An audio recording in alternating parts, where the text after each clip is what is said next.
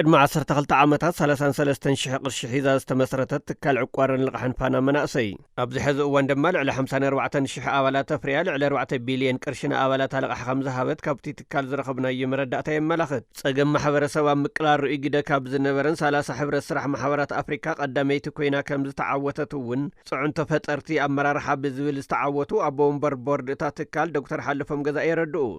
ፋይናንሻል ኢንክሉዥን ተኸቲለን ክራይሲስ ማኔጅ ገይረን ቅሉላብ ማኔጅ ገይረን ኣማሓዲረን ሰርቫይቭ ዝገበራ ህይወት ዝሰርዓ ትካላት ካብ ዝብል 30 ክሽልሙ ኣወዳዲሮም ማለት እዩ። ካብን ድማ ናይዚኦም መራሕቲ ድማ 50 ክሽልሙ በአፍሪካ ደረጃ ኣወዳዲሮም ማለት እዩ። ብልዝቲ መሃዚት ኮይና ተሸሊማላ ማለት እዩ።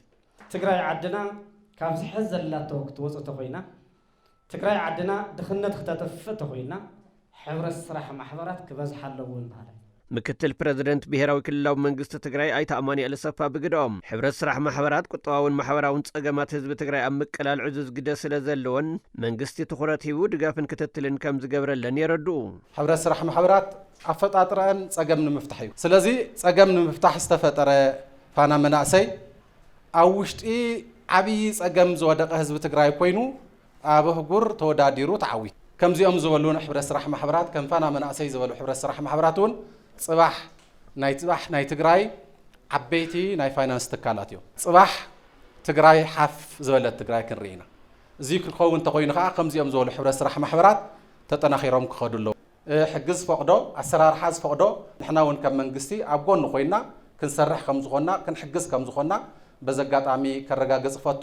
ዓወት ዕቋርን ልቕሕን ፓናማ መናእሰይ ዓወት ህዝቢ ትግራይ እዩ ዝበሉ ሓላፊ ኤጀንሲ ሕብረት ስራሕ ማሕበራት ትግራይ ኣይተ ብሩህ ዘፈሩ ህዝቢ ትግራይ ጸላእቲ ንምምካት ዘርእዮ ውዳበን ሓድነትን ድኽነት ኣብ ምብዳህ እውን ክደግሞ ይጽውዑ።